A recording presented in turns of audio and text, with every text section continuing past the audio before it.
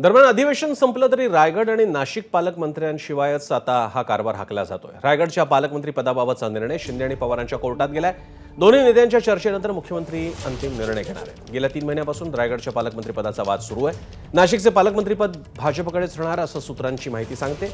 कुंभमेळ्याच्या पार्श्वभूमीवर गिरीश महाजनांच्या देखरेखीखाली तयारीला वेग आलाय।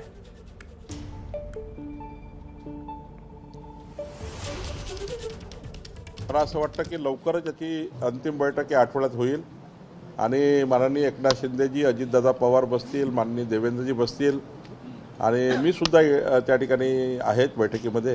तर निश्चितपणे लवकरच याचा काही फार मोठा नाही आहे, थोडा अधिवेशनामुळे वगैरे विषय थांबले होते, पण त्याचा तिळा सुटून जाईल। दरम्यान रायगडच्या पालकमंत्रीपदावरून अदिती तटकरे आणि गोगावलेंमध्ये वाद रंगला होता। त्यात आता किल्ले रायगडवरील हॉटेलमध्ये अदिती तटकरे आणि भरत गोगावलेंचा एकत्र नाश्ता करतानाची दृश्य समोर आली। त्यामुळे रायगडच्या पालकमंत्रीपदाचा तिढा सुटलाय का असाही सवाल उपस्थित होतो।